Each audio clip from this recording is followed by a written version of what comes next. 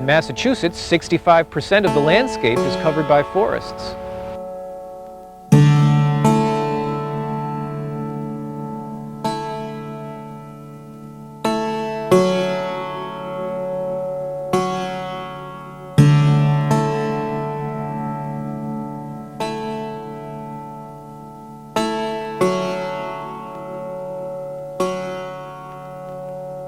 Stewardship to me means diversity.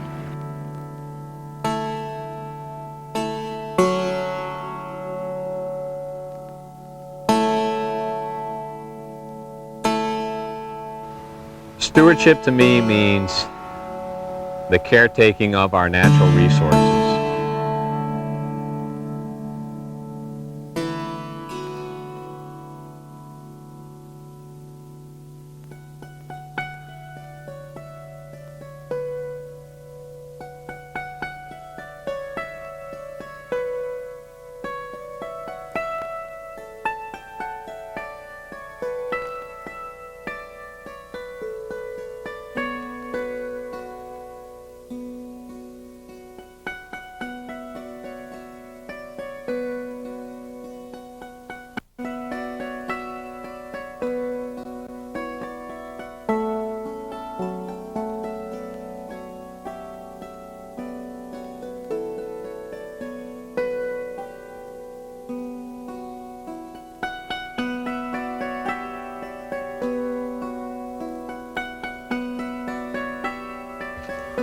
Stewardship to me means that we're all responsible for our actions in regards to the environment, and we do our best to minimize our negative impact on the environment.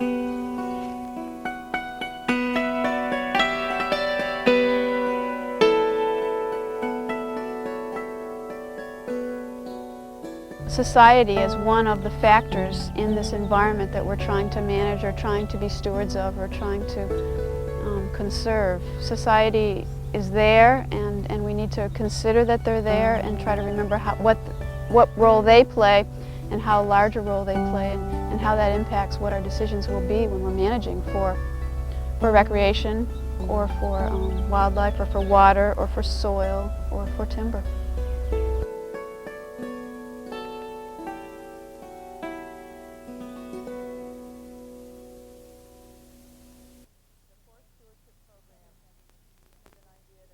The Forest Stewardship Program is an idea that came from the federal government, the U.S. Forest Service, and it's money that they give to the states to work with private forest landowners, providing them with help on how to take care of their woods, and also with some money to help them do projects out in their woods. So my job is to make sure that that program gets delivered to the forest landowners in Massachusetts. And it means working with a lot of professional foresters, a lot of agency people, and then with forest landowners, and also a lot of professionals, a lot of foresters and recreational planners and wildlife biologists. So it's really a people job in a big way. Well, there's a lot of confusion about stewardship because it's a new concept in many people's minds, although, as I mentioned, in some ways it's not new. And there's a lot of concern that some people are interpreting stewardship as being an effort to create a bunch of nature preserves in which humans have no influence and no trees are harvested. And yet that's not really realistic, because we all know that we depend on wood products and fiber for many things in our daily lives. So the challenge is to convince people, to educate people about the idea of the forest as a complex ecosystem where we need all these different complex interactions, the nutrient cycles, the role of the fauna and flora in the soil, converting downed biomass to nutrition and things. The challenge is really an educational one, to have people understand, A, how complex the forest is, and B, how stewardship doesn't necessarily mean lock it all up or don't do anything with it. And that's a formidable challenge. And we've got to be working with landowners who own a lot of this forest resource, make them aware of the importance of stewardship and the long-term importance of their land, long after they've stopped owning the land. And we've also got to work with loggers and foresters and people that work with the forest as well. Massachusetts is heavily populated. There are lots of people living in Massachusetts. I think we're the third most densely populated state in the country.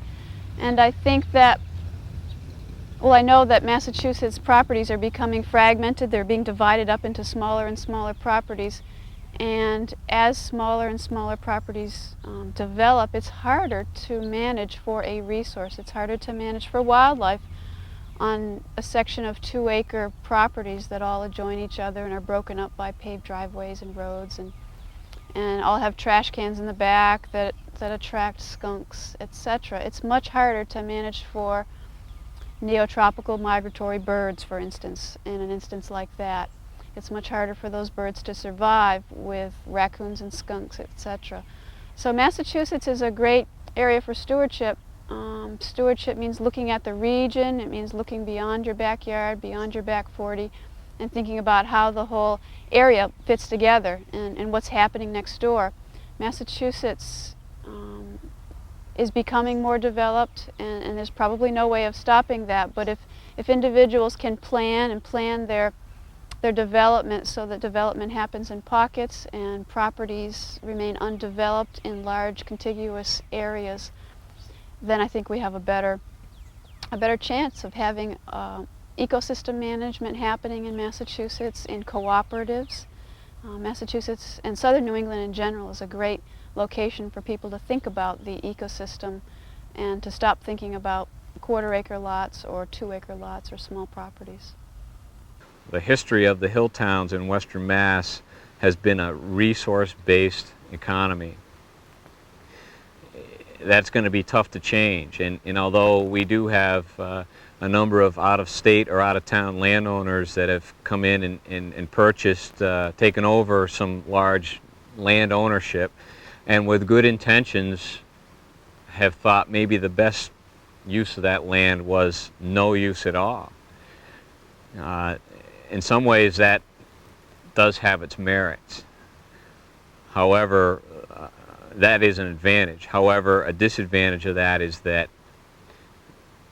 you have a major impact on the character of those small towns. It's kind of ironic that folks come to visit the Berkshires from New Jersey to experience the country living and the rural landscape.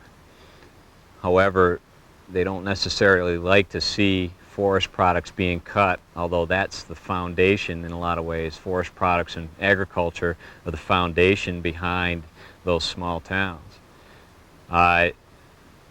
You have to, it's hard to not think of this area as a resource-based economy when you drive down certain main arteries such as Route 9 and find 5 sawmills, small, almost family-owned sawmills in a matter of 20 miles.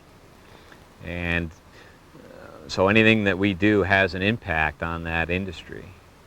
They in turn rely on the resources being maintained and maintained in fairly large blocks. What's facing the forest industry is land fragmentation. Land fragmentation is what will ultimately hurt our resource-based economy. Well, different species need different size areas to carry out their life cycles. And I'm not an expert on this either, but if you continue to fragment trees, you discourage those species that need large acreages. Perhaps pileated woodpecker may be one. But another thing that's being questioned now is the role of fragmentation of forests with the possible increase of cowbird populations. Cowbirds usually operate on the edge of forested areas. They'll go into the forest to a certain distance and parasitize the nests of other species. In other words, lay their eggs or one egg in a nest of another species.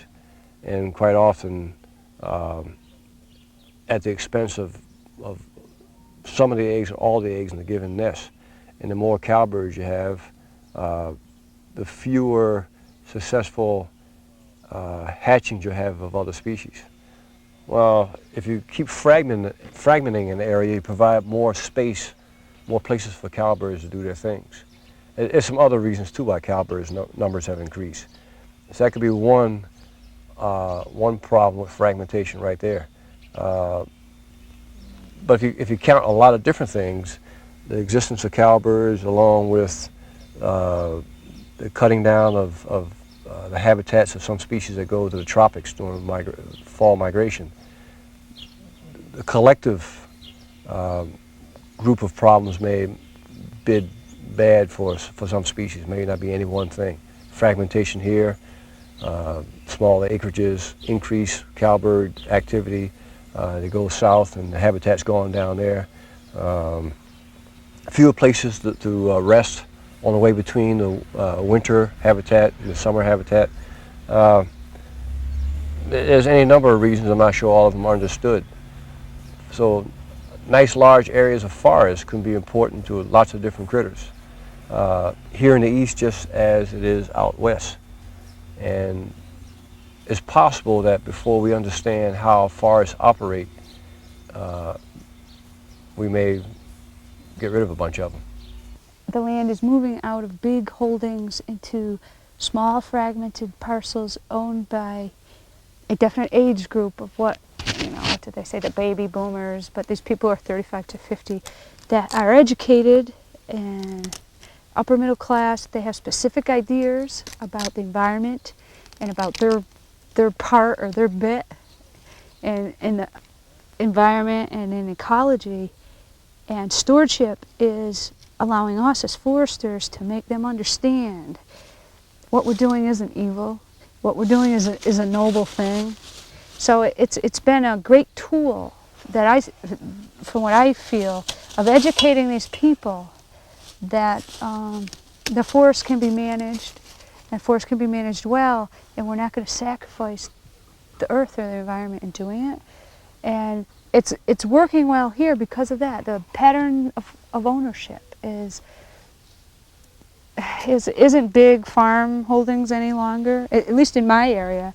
It's small, 40 to maybe 120 acre woodlots owned by people who want to be, what is the new term everyone's throwing around, politically correct, environmentally sound. So these people would be tying up a resource, a real important resource, if they're not told that it's okay. What we're doing is okay, and the stewardship program has been a great tool for that. It's showing them, yeah, you can cut trees, and you could have your preservation zone here, and you can have your protected wetland, and it can all be mutually inclusive and work for you. And the stewardship program's doing that. I think it's a really good thing. Environmental pressure has forced a stand where you have to look at the diversity of the resources out there. Wildlife now has to be considered as just as important of a resource as the forest products themselves, which the foresters are out there to look at, the logging companies are out there to look at. They realize that they have dynamic habitats out there and a diversity of wildlife that also needs to be protected in the major scheme of the forest resource. So I really see that as all part of a more holistic approach to viewing the forest, rather than just coming in and saying we're going to cut these trees and move on. Now water control, erosion control are of paramount importance even before the operation starts. So in other words, just the layout of the skid trails and logging trails with a keen look at water quality is certainly going to protect the resource and in the long run make for a more productive forest industry. Going beyond the obvious nature walk, that you see, it seems like, you take a walk in the woods and you get to look at a tree and you identify the tree, or you get to look at the grass or whatever and you're identifying. I think stewardship offers an opportunity for the private wood landowner and also the public wood landowner, land trusts and other organizations to involve the participant in a learning program where they're actually participating in the stewardship. When you participate and you invest your emotions into a project and you're investing your sweat into a project, you learn a heck of a lot more than just from observing.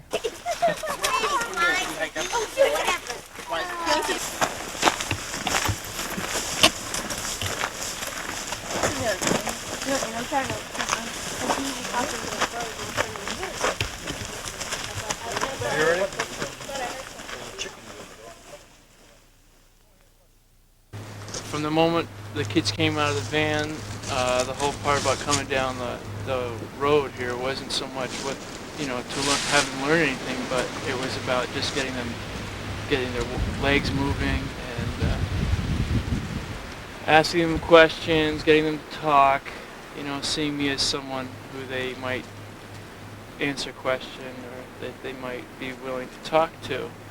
And I remember talking about the colors of the trees, whether if they looked into the forest, whether they saw just one color, how many different greens there were, how many different grays, things like that, really simple.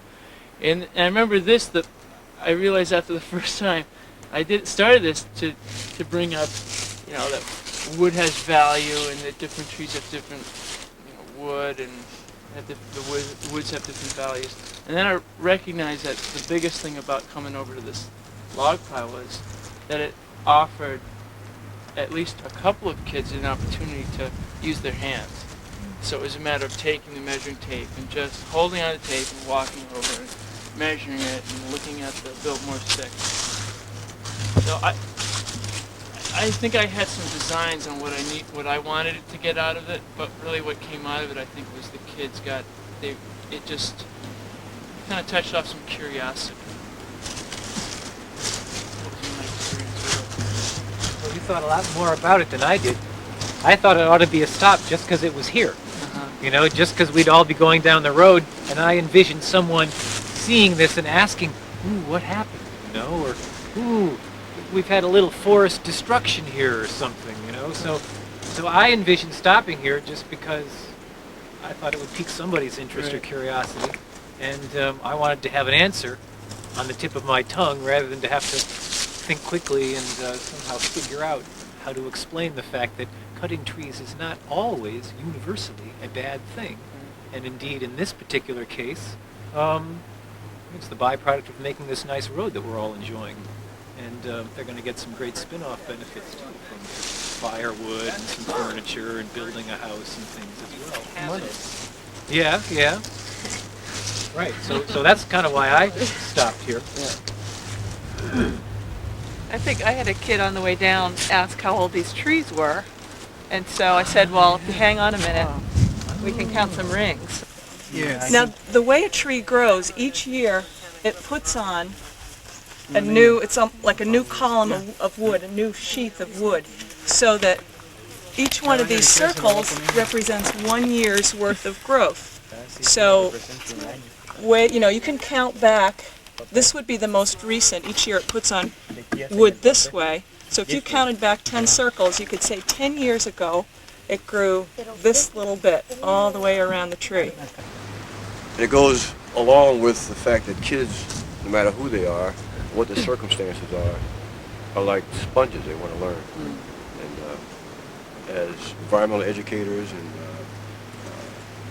people that work for us, foresters, forest extension people, we have a real great opportunity to teach and influence people that may not know this stuff from other means.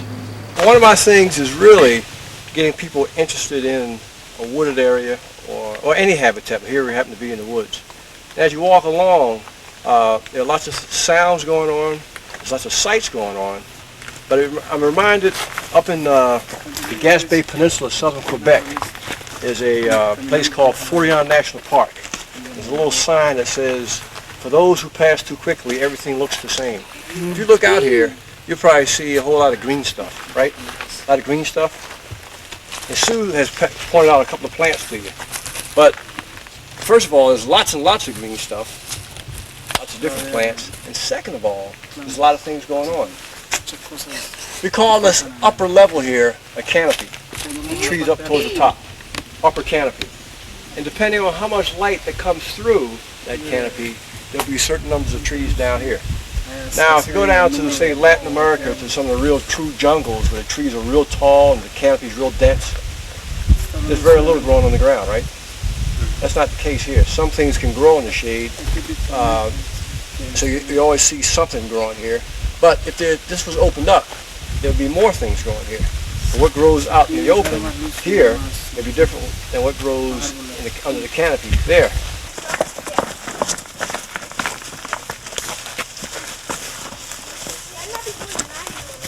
Just looking at the animals, which is good. I'd like to have you take a look at the side of the map that shows the state of Massachusetts, has all the people and trees symbols on it.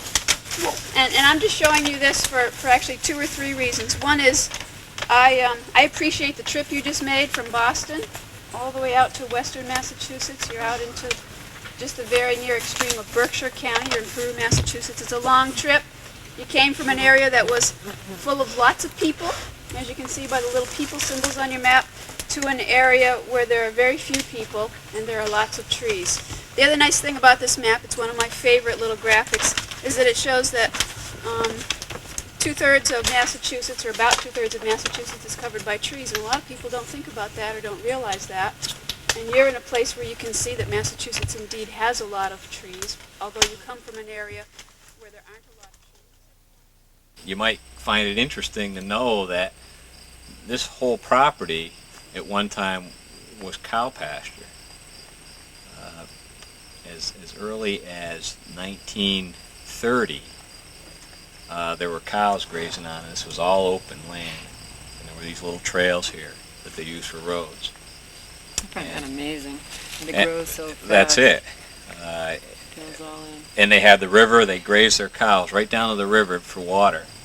So now, all of a sudden, the farms are gone. The folks moved out to the Midwest in the 1860s, and now this is all reverting back to forest naturally.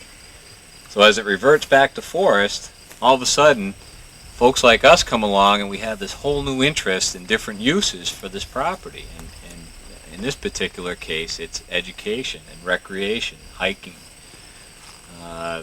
education for you folks and how to use equipment like this and how to identify different wildlife habitat. Good job.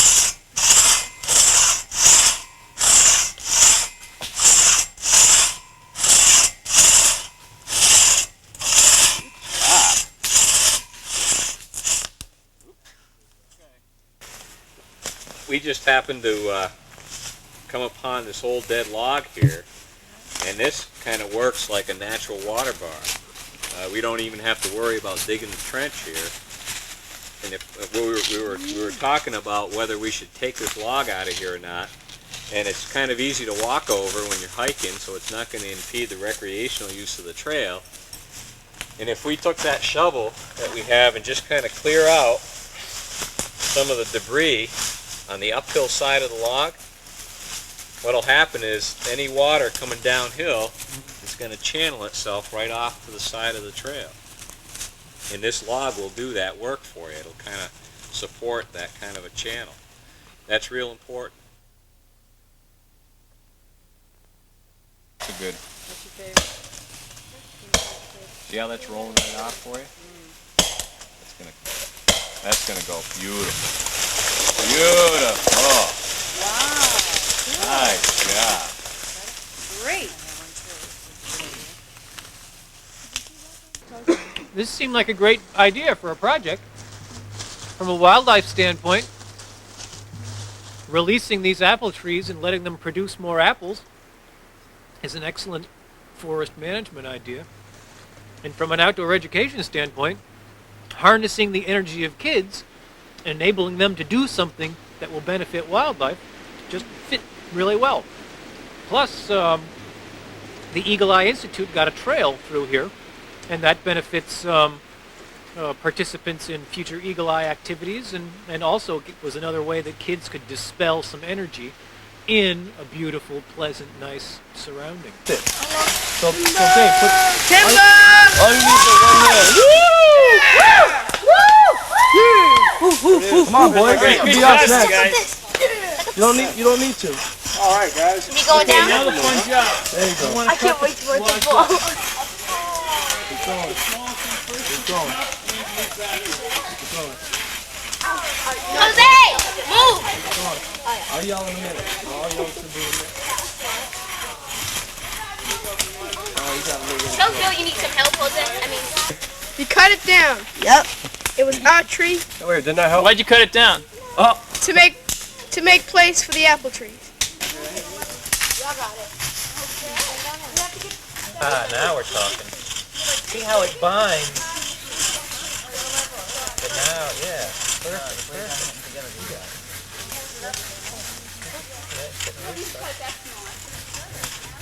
Nice job. Okay. And then,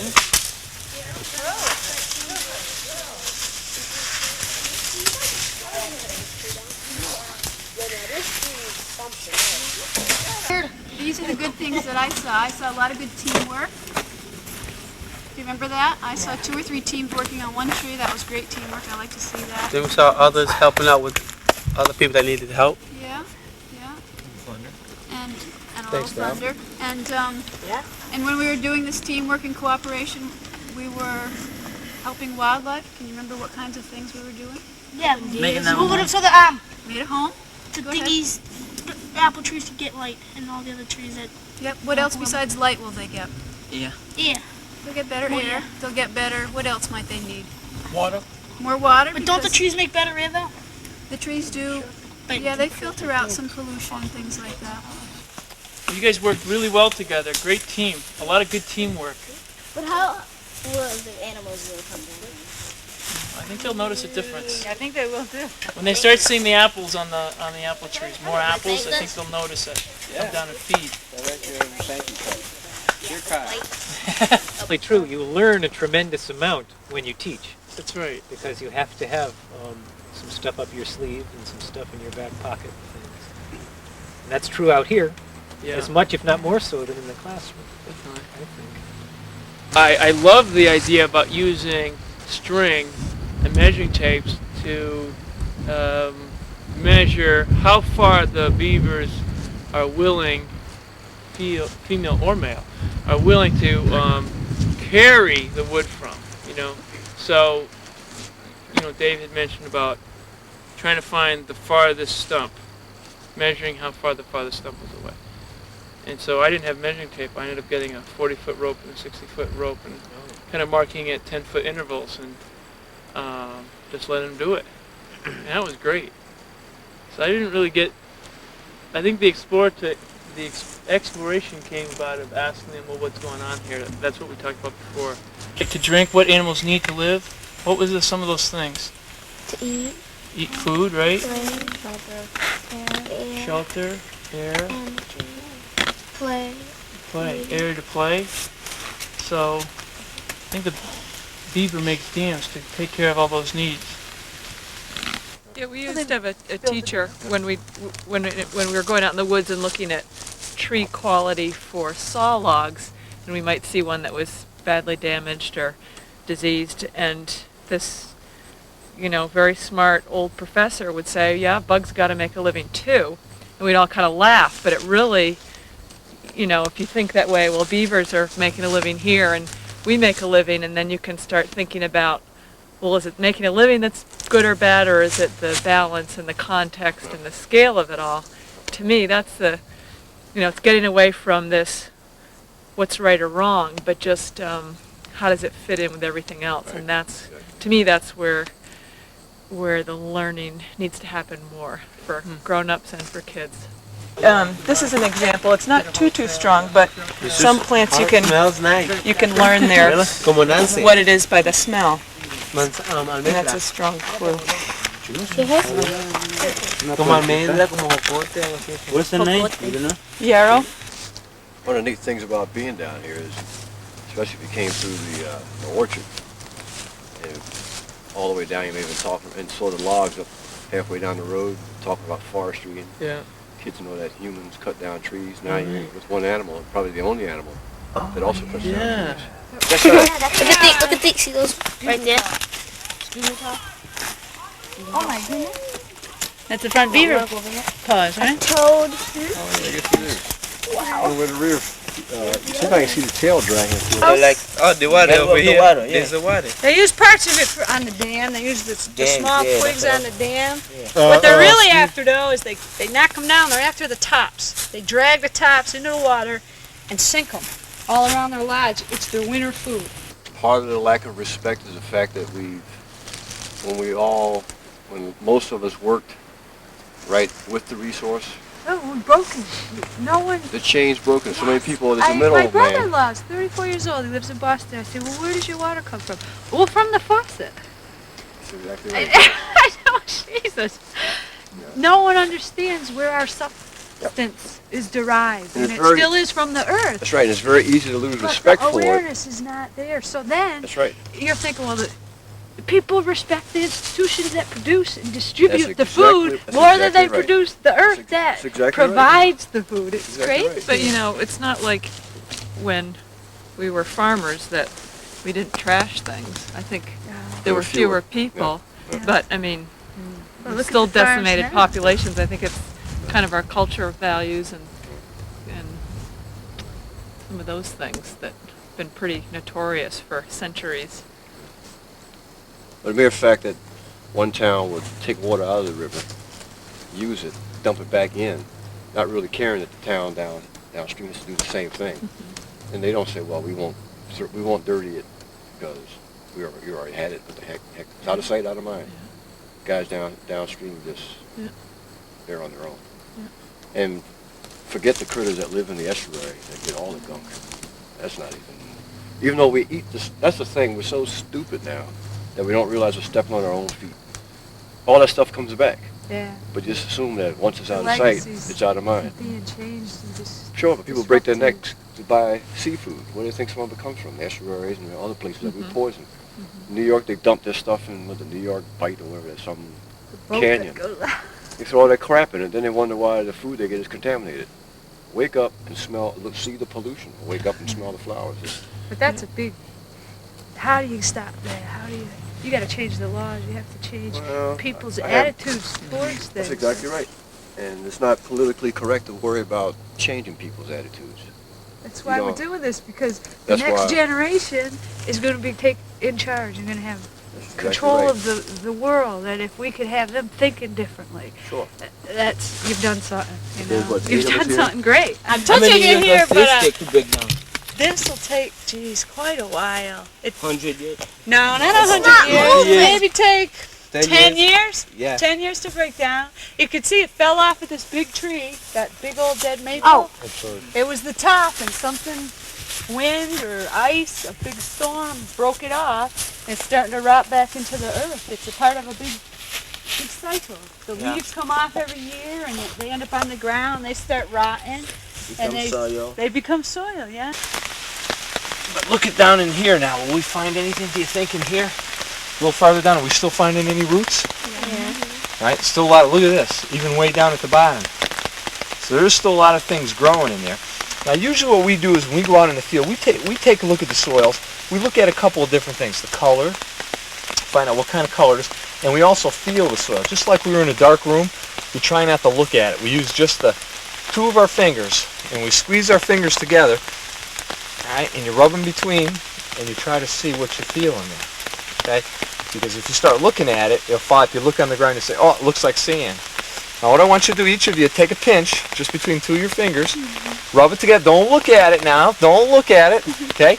Just a pinch, rub it back and forth, and tell me what you feel in there. And I want you to tell me if it feels like you were on the beach.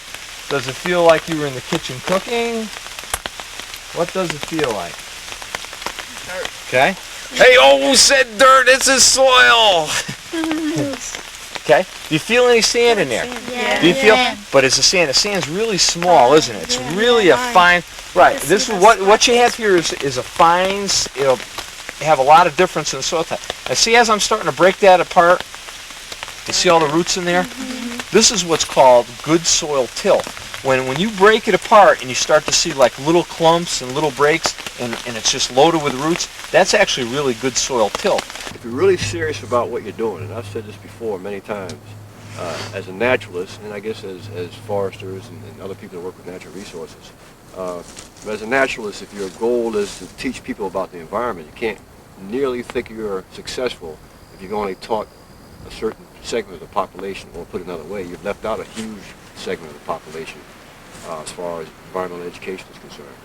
So maybe some people are still struggling with how to get people of color, and I'm not just talking about Afro-Americans, but inner city people, whatever they may be, or maybe you want to say urban people, that ethnically covers a large span of folks, and it's a large voting bloc that may have more influence on politics than you and I have living out in the rural areas.